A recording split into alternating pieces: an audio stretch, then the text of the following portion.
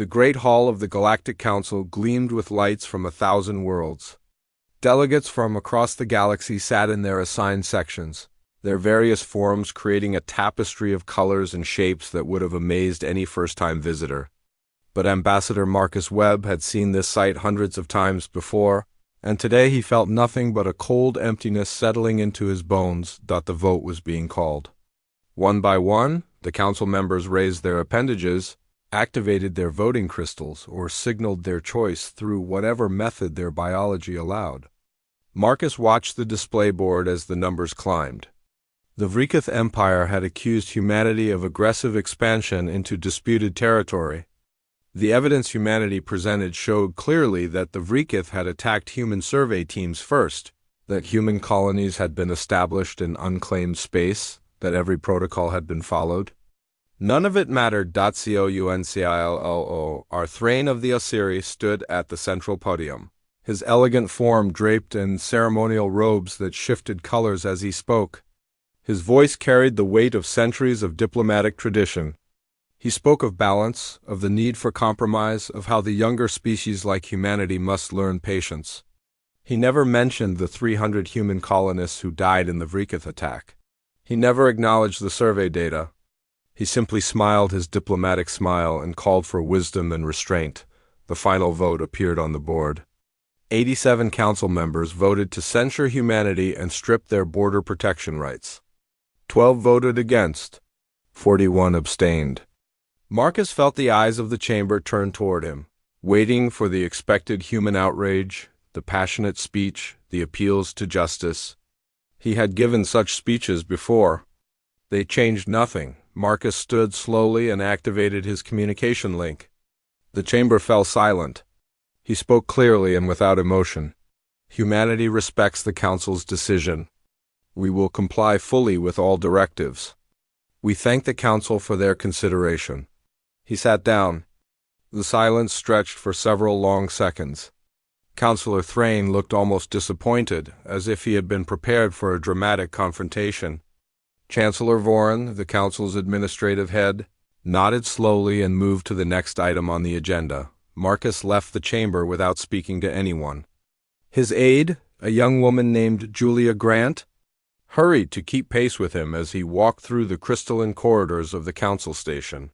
"Sir, the delegations from the Korathi and the Thyrans want to speak with you.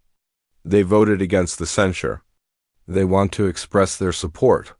Tell them I appreciate it." "But I have calls to make," Marcus said quietly, back in the human embassy section.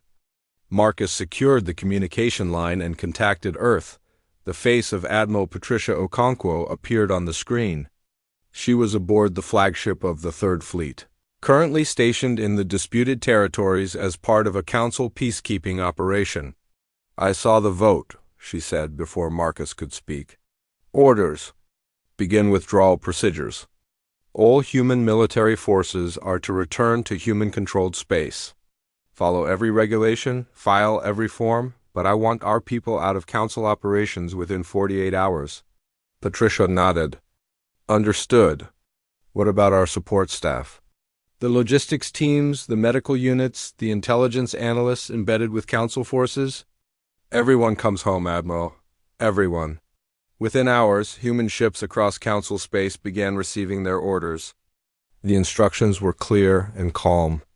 No explanations were given beyond the simple statement that humanity was complying with council directives. Human personnel packed their equipment, filed their transfer documents, and departed their stations with professional efficiency. The Third Fleet pulled out of the disputed territories at dawn on the following cycle. 17 human warships, 43 support vessels, and thousands of personnel simply left. The Council peacekeeping commander, a Mandarin officer named Kellis, sent frantic messages asking for clarification. He received a polite response indicating that humanity was reallocating its resources in accordance with Council wishes. Trade Station Perseus, which had served as a major hub for interstellar commerce for 30 years, announced it would be closing for restructuring. The thousands of non-human merchants and workers were given 60 days to make other arrangements. Station Commander Robert Hayes processed every request for explanation with the same response. humanity was reorganizing its commercial priorities. The humanitarian mission on Korathi Prime, where human medical teams had been fighting a plague outbreak for 8 months, received recall orders. Dr. Lisa Tomlin stood in the hospital she had helped build and stared at the message on her tablet. Her Korathi counterpart, a physician named Vren, found her in the hallway. "Is it true?" Vren asked, his translator rendering his distress clearly. "You are leaving?" "We have our orders," Lisa said quietly. "But the plague, the children in the quarantine wards, the vaccine program we started together, ... I'm sorry. I've prepared all my notes and treatment protocols. Your team is capable. You'll continue the work." Vren's face showed confusion and hurt. "This is because of the vote, yes?" But the Korathi voted against the censure. "We support humanity." Lisa put a hand on his shoulder. "I know, this isn't about punishment. This is about priorities. Take care of your people, Vren. You're a good doctor." On the edge of council space, intelligence analyst David Park sat in a monitoring station that had been tracking pirate activity and potential threats for 12 years. He encrypted his files, wiped the systems according to protocol, and prepared to board the transport that would take him home. His replacement was supposed to be a Thyran analyst, but no one had arrived yet. David left the station automated and locked the doors behind him. In the council chambers, Chancellor Vorn reviewed the reports coming in from across council space. Humans were withdrawing from everything. Military operations, trade stations, medical missions, diplomatic posts, research facilities, intelligence operations. He had expected some reaction to the vote, but this seemed excessive. "They're making a point," his chief of staff said. "Give them time to cool down. They'll come back to the table." Vorin nodded, but something nagged at him. He pulled up the communication logs. Usually, when humanity disagreed with a council decision, the human networks buzzed with activity. Diplomatic protests, media commentary, public debates. He expected his office to be flooded with messages from human interest groups and advocacy organizations. The logs were empty. Not quiet, not reduced, empty. Humanity wasn't protesting. They weren't arguing. They weren't explaining or justifying or demanding. They were simply leaving, filing the proper paperwork, and going silent. Vorin tried to reach Marcus Webb directly. The message was received, he could see it in the system, but no response came. He tried the human embassy. An automated system informed him that the embassy was operating with minimal staff and all inquiries should be submitted in writing. 3 weeks after the vote, Vorin stood in his office looking at a galaxy map. Small red indicators marked locations where human presence had been withdrawn. There were hundreds of them. His chief of staff stood beside him, no longer confident. "They're not coming back, are they?" Vorin asked quietly. Before his aide could answer, an urgent message flashed across the communication system. The Vrikith Empire had launched raids on mining colonies in the outer reaches.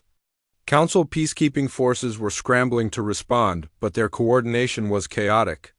The human logistics network that usually managed supply lines wasn't responding. The human intelligence analysts who provided threat assessments were gone. The human rapid response teams that could reach crisis zones in hours weren't available. Vorin authorized the council fleet to engage, but he knew they would arrive too late. And somewhere in the silence of space, humanity was watching and saying nothing at all. Captain Elena Rashid stood on the observation deck of Outpost Meridian and watched the stars. The station sat just beyond the official boundary of council space, close enough to monitor what happened in the territories humanity had once helped protect, far enough away that no one could accuse them of interference. The observation screens showed chaos unfolding in real time. The Vrikith Empire had been busy. Emboldened by the council's decision 3 weeks ago, they had moved from raiding parties to full military operations. Elena watched as Vrikith warships surrounded a Thyran mining colony on the third planet of the Kelros system. The colony's distress signals filled the communication channels. Council peacekeeping forces were on their way, but they were still 6 hours out. "Should we relay their tactical data to the council fleet?" her operations officer asked. Elena shook her head. "We're observers only. Log everything, but no active assistance? She hated the words even as she spoke them. Her fingers tightened on the railing as she watched the Vrikith ships bombard the colony's shields. 6 hours was a long time. The colony wouldn't last that long. When the Council fleet finally arrived, it was smaller than it should have been. Elena pulled up the tactical display and immediately saw the problem. The fleet's supply ships were out of position. Their sensor network had gaps. Their formation was loose and uncoordinated. These were all problems that human logistics officers would have flagged and fixed. Before the fleet even left port, the Vrikith commander saw the same weaknesses Elena did. The enemy fleet split into 3 groups and exploited every gap in the Council formation.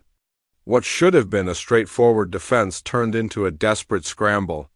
By the time the Council forces managed to drive off the Vrikith, the mining colony was heavily damaged and 70% of its population was dead or wounded. Elena filed her report and sent it to Earth with no commentary.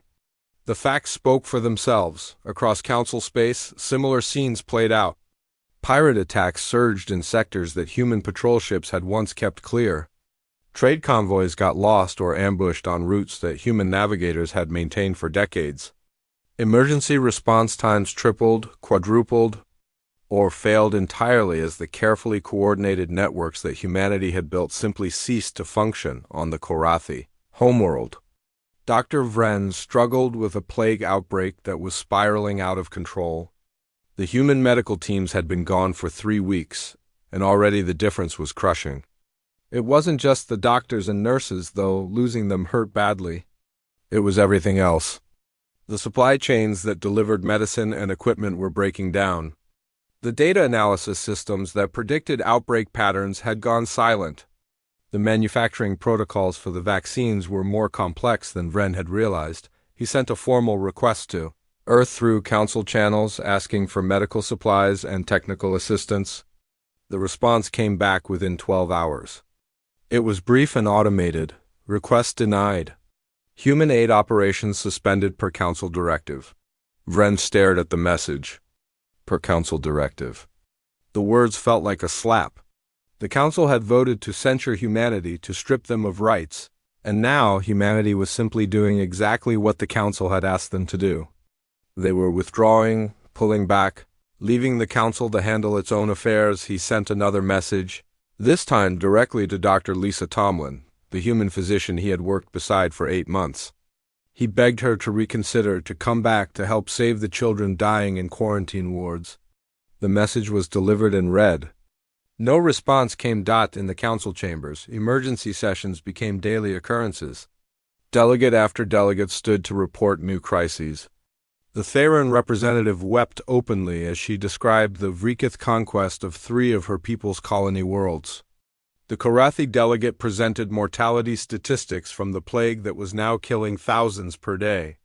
The Trade Confederation reported supply chain collapses, affecting 47 systems. UNCIL, LOR. Thrain listened to the reports with growing unease. He had voted for the censure of humanity because he believed it was the diplomatic thing to do, the balanced approach. The Vrikith were aggressive, yes, but humanity's rapid expansion had upset the traditional power structures. Compromise was needed. Restraint was wisdom. Now, his homeworld of Osiria was receiving reports of Vrikith fleet movements near their borders. Now the trade routes that brought food and medicine to his people were failing. Now he was beginning to understand what humanity's quiet presence had actually meant. Chancellor Vorin convened his Security Council to review the situation. Military strategist Kale presented the analysis that everyone had been avoiding.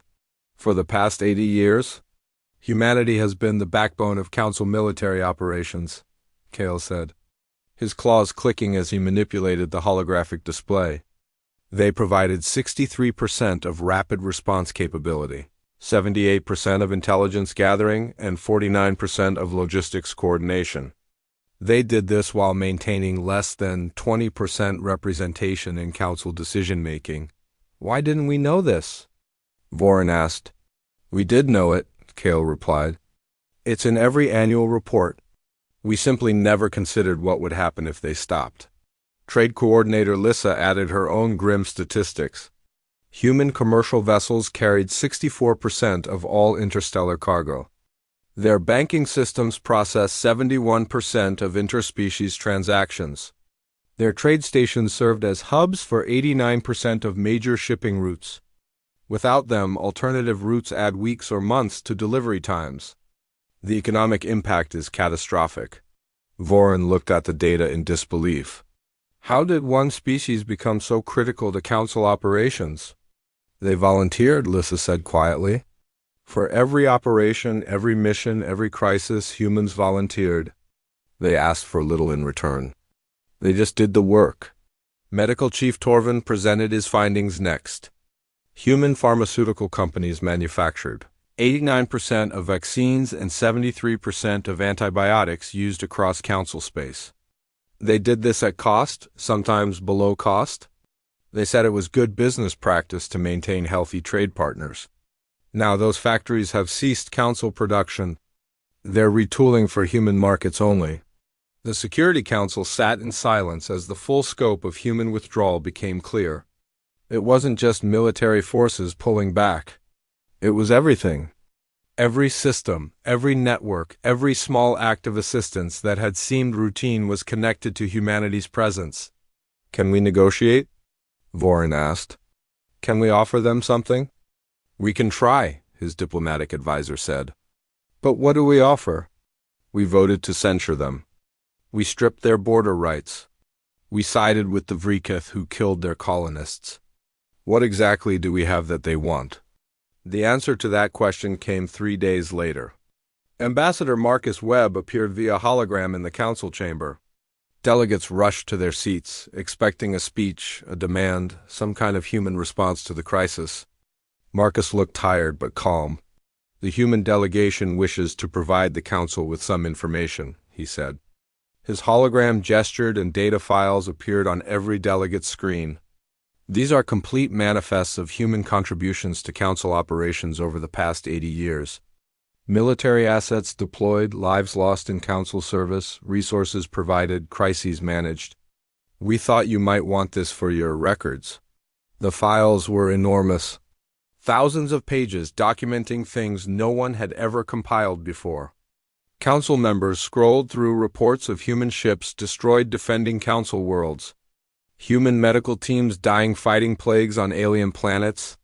Human resources poured into keeping the peace in sectors that provided no benefit to humanity itself, before anyone could respond. Marcus continued. We also want to inform the Council that human evacuation of all remaining personnel from Council space will be complete within 30 days. We wish you well in your future endeavors. The hologram disconnected. Counselor Thrain sat staring at the files on his screen, his elegant fingers trembling. There, in clinical detail, were reports of human soldiers dying to protect Osirian colonies during the Pirate Wars, human engineers rebuilding Osirian infrastructure after the solar storms, human teachers establishing schools on Osirian frontier worlds. That evening, Thrain received a priority message. Vrikith fleet elements had entered Osirian space. They were demanding tribute and territorial concessions. The Osirian defense fleet was scrambling to respond. But they were outnumbered and outgunned. Thrain sent an urgent message to Earth. He pleaded for assistance, for protection, for the help that humanity had always provided before. The response came quickly, delivered by a mid-level analyst named James Park.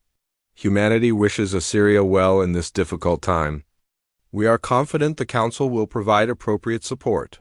Thrain read the message 3 times, looking for hidden meaning, for some sign of hope. There was nothing. Just a polite, empty acknowledgement. The Vrikith invasion of Osyria began 72 hours later, and humanity remained silent. The Council chambers looked different now. The elegant hall that had once buzzed with confident diplomatic discussions now felt like a tomb. Empty seats marked where delegates from conquered worlds once sat. The Thyran section was half empty, their civilization fractured by Vrikith occupation. The Osirian delegation huddled together, their homeworld under siege. Everywhere, the atmosphere was thick with fear and desperation. Chancellor Voron called the emergency session to order. Though order was perhaps too strong a word for what followed. As soon as he activated the speaking floor, a dozen delegates began shouting at once. The Korathi representative demanded to know why medical supplies had not arrived to fight the plague. That was now killing tens of thousands per day. The Thyran speaker wept openly, showing holographic images of burned cities and enslaved populations. The Trade Confederation's delegate threw data tablets at the display screen in frustration. "Silence!" Voron's voice boomed through the chamber. "We will address each crisis systematically." But there was no system anymore. That was the problem.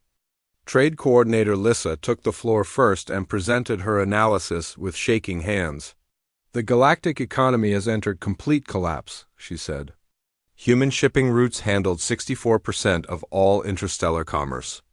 We thought we could simply redirect traffic to other routes, use other carriers. We were wrong. The alternative routes add an average of 43 days to delivery times. Goods are spoiling. Medicines expire in transit. Time-sensitive materials arrive worthless. Food shipments meant for famine relief arrive months late to find everyone already dead."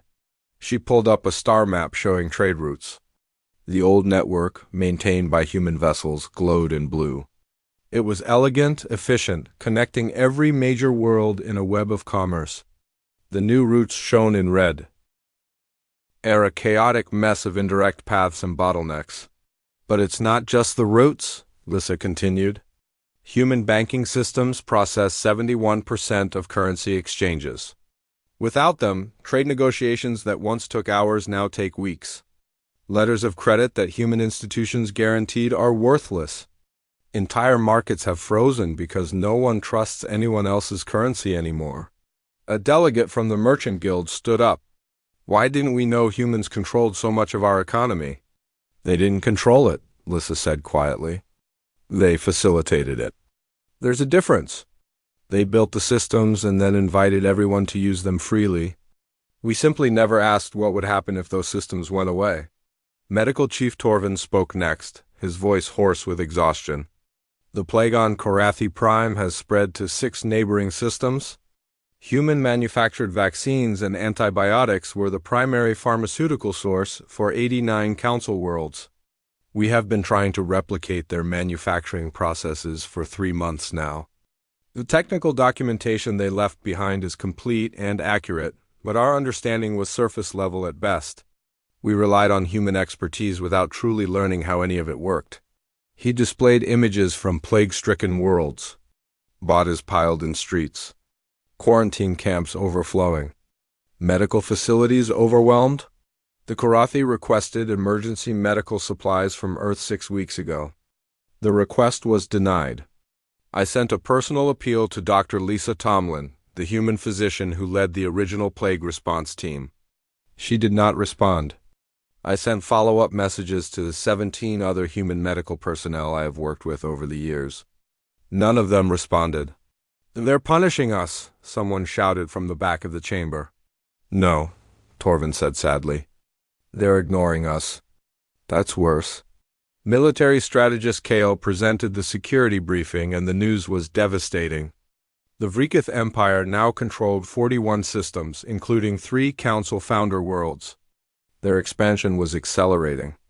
Council defense forces were losing every major engagement. "I have reviewed battle records from the past 80 years, Kale said, his tactical display showing engagement after engagement. In every significant military operation, humans provided real-time intelligence, tactical analysis, and rapid response capabilities. Watch this." He played footage from a battle 5 years ago. Council forces engaged pirate raiders. The engagement looked smooth, coordinated, decisive. Kale highlighted the data streams flowing through the battle network. Every 3 seconds, human intelligence analysts were feeding updated threat assessments to Council commanders. Every 7 seconds, human tactical computers were suggesting optimal formation adjustments. Every 12 seconds, human logistics officers were coordinating supply needs and reinforcement positioning. The Council commanders thought they were leading the battle. They were really just approving recommendations from human support systems. He switched to footage from a recent battle against the Vrikith.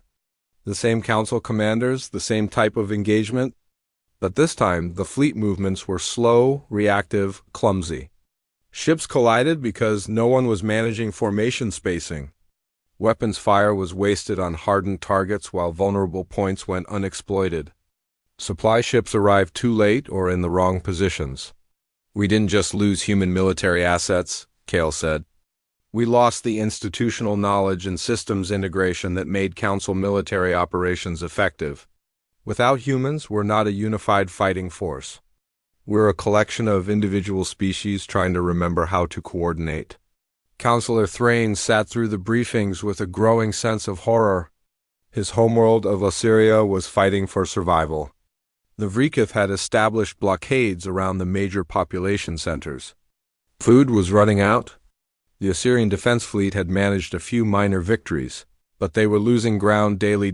He had sent 14 messages to various human contacts over the past month. Some were official diplomatic requests. Others were personal appeals to humans he had worked with for years, people he had considered friends. Every message was read. He could see the delivery confirmations. But no one responded. Late that night, alone in his quarters, Thrain watched recordings of his own speeches from the censure debate. He had been so eloquent, so certain. He had spoken of balance and wisdom, of the need for younger species to show restraint, of galactic harmony requiring compromise. He had never mentioned the 300 human colonists killed by the Vrikith. He had dismissed human evidence as exaggerated. He had voted for censure and felt righteous doing it. Now his world was burning. And the humans who had died protecting Assyrian colonies in past wars were just names in a database. Names he had never bothered to learn. The next morning, Ambassador Marcus Webb appeared via hologram in the council chamber again. Every delegate fell silent. Marcus looked even more tired than last time. But his expression remained neutral. The human delegation wishes to inform the council that final evacuation of all human personnel from council space will be complete in 72 hours. This includes civilian contractors, private citizens, and any individuals of human descent who wish to return to human-controlled territory. Transport vessels are being provided free of charge. "Please," Counselor Thrain stood up, his voice breaking. "Please, we need help. My world is dying." Marcus looked at him for a long moment. "Humanity sympathizes with Ossyria's situation. We recommend appealing to Council peacekeeping forces for assistance." "The Council forces can't help." "You know they can't. We need human ships, human soldiers, human support." "Humanity is no longer involved in Council military operations," Marcus said calmly. "Per Council directive." "Damn the directive!" "I was wrong. We were all wrong. Please, you have to help us." Marcus's expression didn't change. "The Council voted 87 to 12 to censure humanity and strip our border protections. The Council sided with the Vrikith Empire over humanity. We are simply respecting the Council's wishes to handle its own affairs, but innocent people are dying." "Yes," Marcus said quietly. "They are. Innocent people die in wars all the time. 300 innocent human colonists died in the Vrikith attack that started this. The Council decided that was an acceptable cost for galactic harmony. Humanity has decided that Council security is no longer our responsibility." The hologram disconnected, leaving Thrain standing alone in the chamber. Around him, other delegates sat in stunned silence. The truth was settling in now, cold and undeniable. Humanity wasn't coming back. The systems they had built, the networks they had maintained, the security they had provided, all of it was gone. And the Council was going to have to face what came next on its own. That night, Chancellor Voren sat in his office reviewing economic projections. Every model showed the same result. Galactic trade would take decades to recover. Medical crises would claim billions of lives. The Vrikith Empire would continue expanding unless someone stopped them. And no one had the capability to stop them anymore. His communication system chimed with an incoming message. It was from Ambassador Marcus Webb, sent on an unsecured civilian channel. Voren opened it with trembling fingers. The message contained a single file. It was a comprehensive analysis of everything humanity had contributed to the Council over 80 years, translated into economic value. The number at the bottom was staggering. Humanity had provided an estimated 43 trillion credits worth of military protection, humanitarian aid, infrastructure development, and economic facilitation. They had asked for nothing in return except peaceful cooperation and fair treatment. The Council had responded by siding with their killers. Vorin closed the file and stared out at the stars. Somewhere out there, human ships were gathering their people and going home. And the galaxy was discovering what it meant to stand on its own. 6 months had passed since humanity withdrew from Council space, and the galaxy had transformed into something unrecognizable.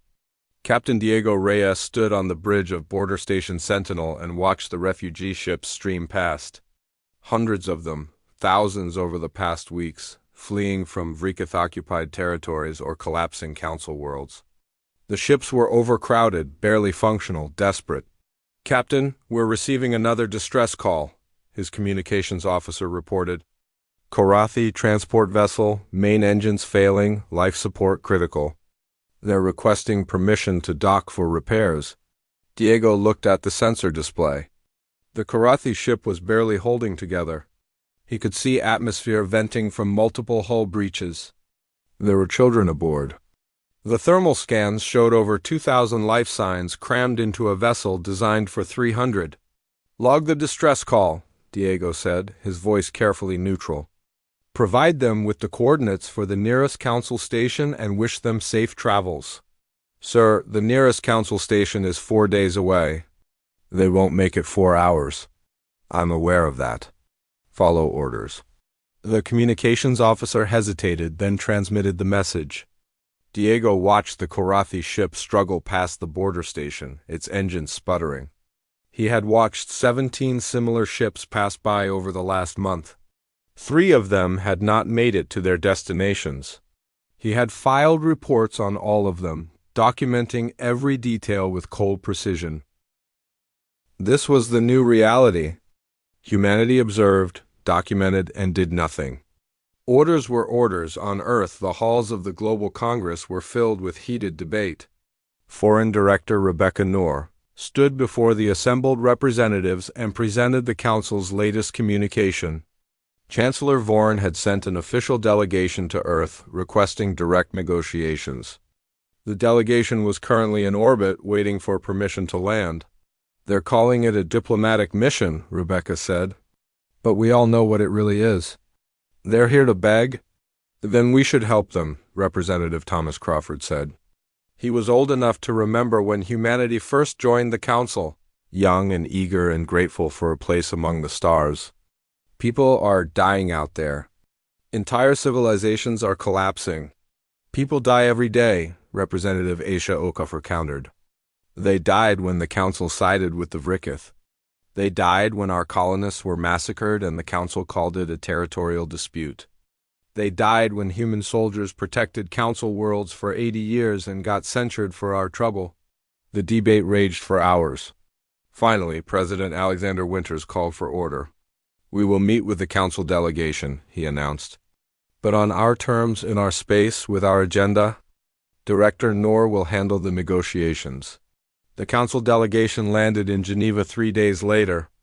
Ambassador Callas of the Mandron people led the group. He was a veteran diplomat who had worked alongside humans for decades. Rebecca met him in a conference room that was deliberately plain, bare walls and simple furniture. No ceremony, no grand displays, no pretense of equals meeting equals. Callas looked older than Rebecca remembered. The past 6 months had been hard on everyone. "Thank you for agreeing to meet with us," Callas began. "You're welcome," Rebecca said, her tone polite but distant. "You have 1 hour." Callas blinked at the abrupt timeline but recovered quickly. "Director Noor, the Council recognizes that mistakes were made in the censure vote. We were hasty, we failed to properly consider the evidence regarding the Vrikith aggression. We would like to propose a new resolution that would restore humanity's border rights and issue a formal apology." Rebecca pulled up a holographic display. "Let me show you something, Ambassador." Data scrolled across the screen. Casualty reports from the plague on Korathi Prime, economic collapse figures from 47 systems. Battle reports from Assyria showing Vrikith forces tightening their grip. Refugee statistics numbering in the billions. These are the consequences of council decisions, Rebecca said. Do you know how many human personnel were serving in council operations before the withdrawal? 2.4 million. Do you know how many humans died protecting council worlds over the past 80 years? 40,000 confirmed, another 12,000 missing and presumed dead. Do you know how much resources humanity poured into council operations? 43 trillion credits over 8 decades. Kellis stared at the numbers. I knew humanity was a significant contributor, but I did not realize the scale. No one did. That was part of the problem. We made ourselves useful, we solved problems, we kept things running. And because we did it quietly, because we didn't demand recognition or special treatment, everyone assumed it was easy, natural, just what humans did. We took you for granted, Kellis said quietly. We see that now. You did more than that, Rebecca said, her voice hardening. You sided with an empire that murdered our people. You censured us for defending ourselves. You stripped our rights and called it diplomacy. And you did all of this while human soldiers were still dying to protect your worlds. While human doctors were still fighting plagues on your planets. While human ships were still keeping your trade routes safe. Kellis had no answer to that. The truth sat between them like a weight. What do you want? He asked finally. What would it take for humanity to return to council operations? Rebecca stood and walked to the window, looking out at the city below. Ambassador, what makes you think we want to return? Because people are dying. People are always dying. That's not a reason, it's an appeal to emotion. Then what would be a reason? What could the council offer that would make a difference? Rebecca turned back to him. Honest partnership. Equal voice. Mutual respect. Things that should have been there from the beginning.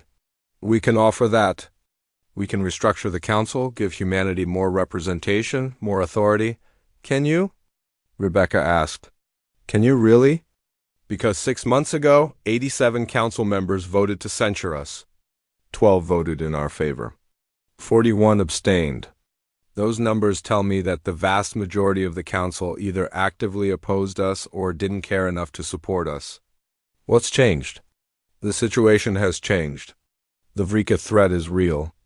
The economic collapse is real. The humanitarian crises are real. They were always real, Ambassador. You just weren't paying attention. The hour ended with no agreement. Kellis and his delegation returned to their ship, and Rebecca filed her report with President Winters. The council would have to wait for humanity's decision on the border station. Captain Diego received new intelligence reports. The Vrikith Empire had consolidated control over 40% of former council space. But there was something new in the data. The Vrikith fleet was assembling near the edge of human territory. Specifically near a small human colony called Haven's Rest. Haven's Rest was barely a settlement. Just under 1,000 colonists trying to build a life on a frontier world. It had no strategic value, no military significance. But it was human and it was vulnerable. And the Vrikith knew that. Humanity had been watching from the sidelines while the council burned. The attack came without warning. Vrikith raiders hit Haven's Rest at dawn, targeting civilian infrastructure. The colony's defense grid was minimal, designed to handle pirates, not military assault. Within hours, the colony was under occupation. The news reached Earth within the day. President Winters convened an emergency cabinet meeting. The images from Haven's Rest showed familiar horror. Burning buildings, terrified civilians, Vrikith soldiers rounding up prisoners. They're testing us, Military Coordinator General Hannah Price said. They want to see if we'll break our isolation for our own people. Of course we will, President Winters said.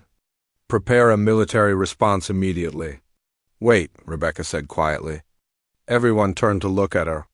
If we respond to this, if we send our military to Haven's Rest, what message does that send? That we protect our own people, Winters said. And what about the council? What about the billion refugees fleeing Vrikith occupation? What about the plague victims on Korethi Prime? What about the Osirians watching their world burn? Don't they deserve protection too?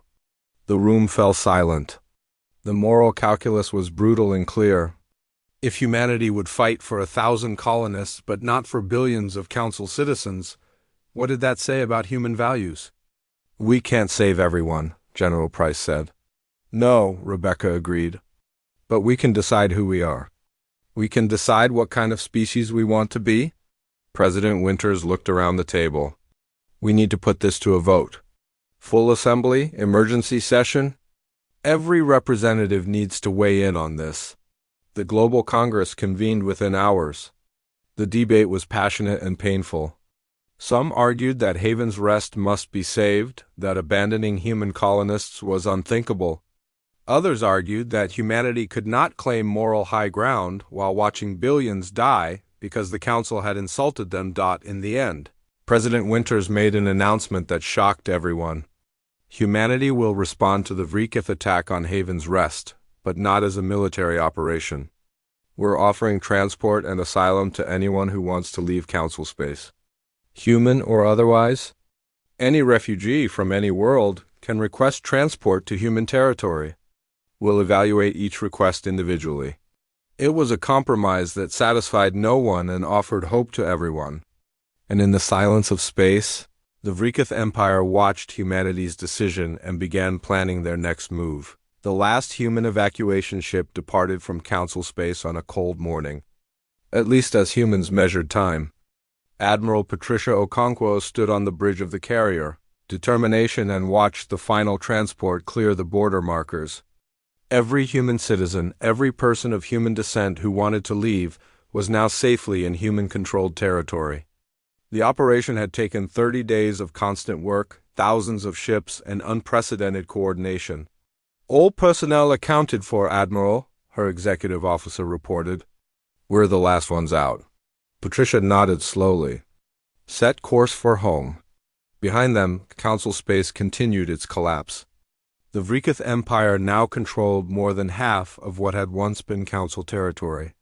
Their fleets moved with impunity, conquering world after world.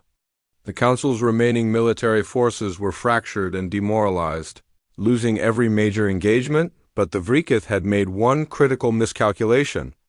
They had grown confident, almost arrogant in their success.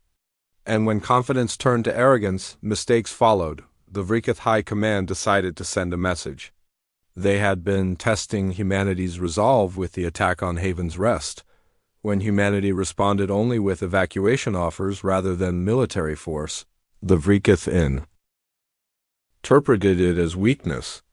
They chose their next target carefully, a civilian research station called Aurora Point. Located just inside human territory, Aurora Point housed 3,000 scientists and their families.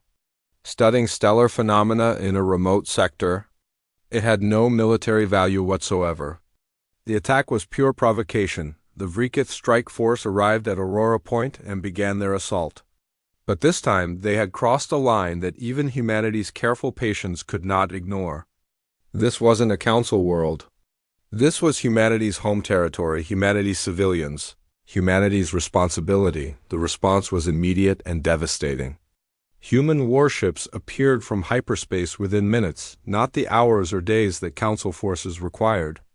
The Vrikith commanders suddenly found themselves facing the full capabilities of human military technology, capabilities that had been carefully restrained during all those years of Council peacekeeping.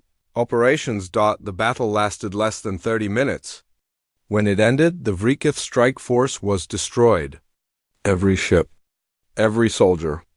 The human forces transmitted a single message to Vrikith High Command. This is your only warning. News of the Aurora Point battle spread across the galaxy within hours. The Council watched the engagement recordings with a mixture of awe and horror. Human ships moved with precision that made Council fleet operations look clumsy by comparison. Human weapon systems showed accuracy that seemed almost supernatural. Human tactics demonstrated strategic thinking that the Vrikith had never encountered before on Centralis. The Council homeworld, Chancellor Vorin called an emergency session. The chamber was less than half full now. Too many worlds had fallen, too many delegates had fled or died. Those who remained looked haunted and desperate. The Vrikith are threatening Centralists, Vorin announced without preamble. Their fleet is 3 days out. Our defense forces cannot stop them. Silence. No one needed to ask what that meant. If Centralists fell, the council was finished. Councillor Thrain stood up, his once elegant robes now worn and stained. Assyria had fallen 2 months ago. He was a government in exile, a leader without a world. We need to contact Earth, Thrain said. We need to ask for help. They won't come, someone said bitterly. We've asked before. They made their position clear. And then we ask again, Thrain replied. We beg if we have to. What other choice do we have? Vorin knew Thrain was right. He opened a communication channel to Earth, unsecured and desperate. President Alexander Winters answered personally. Chancellor Vorin, Winters said, his expression unreadable. What can I do for you? Please, Vorin said, and the word cost him everything. Please help us. The Vrikith are coming. Centralists will fall. Billions will die. I'm not asking as Chancellor. I'm asking as a father. My children are here. My grandchildren, please. Winters was quiet for a long moment. Chancellor, the Council voted to censure humanity. You sided with an empire that murdered our colonists. You stripped our rights and called it diplomacy. Why should we risk human lives to save you now? Because you're better than us, Vorin said simply. Because you always have been. We took that for granted. We took you for granted. We were fools and cowards, and we deserve everything that's happened to us. But the children, the civilians, the billions of innocent people who had no voice in council decisions, they don't deserve this. Please. The transmission ended. Vorin sat in his office and waited, knowing he had no right to expect any response at all on Earth. President Winters convened the Global Congress in emergency session. The debate was fierce. Many argued that the Council had made its choice and now must live with the consequences. Others argued that humanity had a moral obligation to prevent genocide. Regardless of political grievances, Ambassador Marcus Webb spoke during the session, his voice carrying the weight of everything he had witnessed. I have spent 40 years in council service, Marcus said. I watched human soldiers die protecting worlds that barely knew our names. I watched human doctors fight plagues on planets that would later vote against us. I watched human engineers build infrastructure for species that thought we were too young to have a voice. And I watched the council throw all of that away for political convenience. He paused, looking around the assembly. But I also remember why we did those things. We didn't do them for gratitude or recognition. We did them because they needed doing, and we had the ability to help. If we stand by now and let billions die, we're not teaching the council a lesson. We're abandoning everything that made us worth respecting in the first place. The vote was close. In the end, President Winters made the final decision. We will offer limited intervention. But not for the council. For the civilians. For the people who never had a voice in the decisions that led to this. The call went out across human space. Volunteers needed for evacuation operations. No one was ordered to go. No one was required to risk their lives for the council that had betrayed them.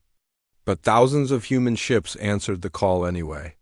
Civilian transports, merchant vessels, private ships, all converging on Centralists with one mission: save as many lives as possible. Captain Elena Rashid commanded one of those volunteer ships, a converted cargo hauler called the Morning Star. She had spent 6 months watching council space burn from the safety of Outpost Meridian. She was tired of watching. The volunteer fleet arrived at Centralis as the Vrikith armada entered the system. The human ships were outnumbered 10-1. They had no chance of winning a military engagement. That wasn't the plan. Admiral Patricia Okonkwo, who had volunteered to coordinate the operation, transmitted a message to all ships. We're not here to fight. We're here to buy time. Every minute we hold them back is another transport full of civilians reaching safety. Make every second count. The Battle of Centralis became the stuff of legend. Human ships darted through the Vrikith formation, using speed and maneuverability to disrupt targeting systems. They didn't try to destroy Vrikith vessels. They just tried to annoy them, distract them, slow them down. Every time a Vrikith ship locked weapons on a human vessel, that ship led the enemy on a chase through the debris field, through asteroid clusters, through any obstacle that would waste the Vrikith's time. Below, on Centralis, massive evacuation operations were underway. Human transports landed in cities across the planet, loading civilians as fast as the ships could fly.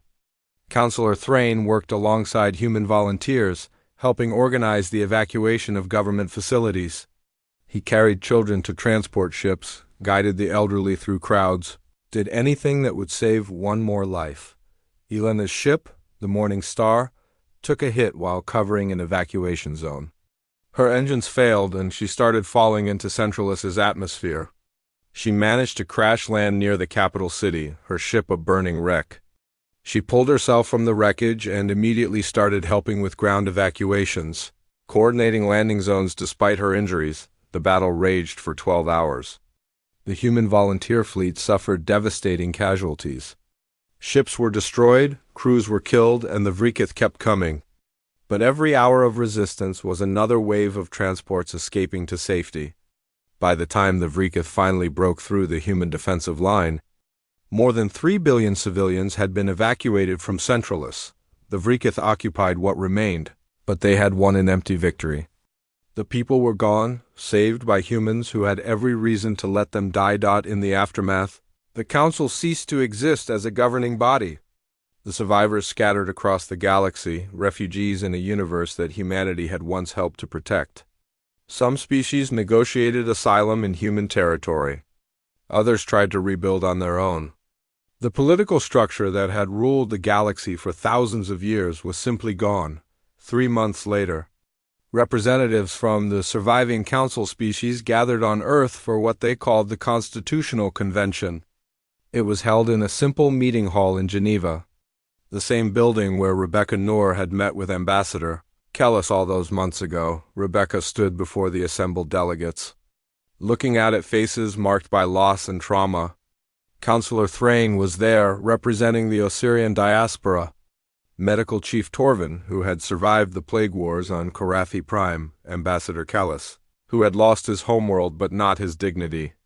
Dozens of others, all that remained of galactic civilization. "We're not here to rebuild the Council," Rebecca said. "The Council is dead, and maybe that's for the best. We're here to build something new. Something based on partnership, not hierarchy. Something based on mutual respect, not assumptions about who matters and who doesn't." She gestured to the assembly. "Humanity will participate in this new structure, but we won't lead it. We won't carry it on our backs while others make decisions about our fate. Every species here will have an equal voice. Every world will carry its own weight. And if we're going to stand together, we stand as equals or not at all." The debate took weeks. The final document, called the Charter of Free Worlds, established a federation based on principles that the old council had forgotten. Mutual defense, but only for those who contributed to mutual defense. Economic cooperation, but with transparent accounting and fair distribution. Humanitarian aid, but with gratitude and reciprocity. Humanity held one vote among many. No special privileges, no assumed responsibilities. Just partnership. Chancellor Voran, who had survived the fall of Centralis thanks to human evacuation efforts, spoke at the signing ceremony. "We forgot what you gave us," he said, looking at the human delegation. "We forgot that protection is a gift, not a right. That partnership requires respect. That taken without giving is not civilization, it's parasitism. You withdrew quietly, and in that silence we heard the truth we had been ignoring for 80 years. Thank you for coming back. Thank you for saving us even though we didn't deserve it. And thank you for teaching us what equality actually means." Rebecca nodded but did not smile. "We didn't come back for you, Chancellor. We came back for the people who never had a choice in what the Council became. The question now is whether you can build something better. Whether any of us can?" The Assembly of Free Worlds opened its first official session the following week. It was smaller than the old council, humbler, more honest. There were no grand speeches about galactic harmony, just representatives from different worlds, trying to figure out how to survive together in a dangerous universe. Captain Elena Rashid, who had survived her crash on Centralis and received medals she never wanted, returned to duty on a new assignment. She commanded a patrol ship on the border between free world space and the still hostile Vrikith Empire. It was dangerous work, but this time, when her ship needed support, the call was answered by vessels from a dozen different species, all working together because they finally understood what partnership meant. And in the quiet moments between patrols, Elena sometimes thought about what humanity had lost and gained. They had given up the myth of being needed. In return, they had gained something more valuable, the reality of being respected. It wasn't the ending anyone had expected when humanity withdrew all those months ago, but it was, perhaps, the ending everyone needed.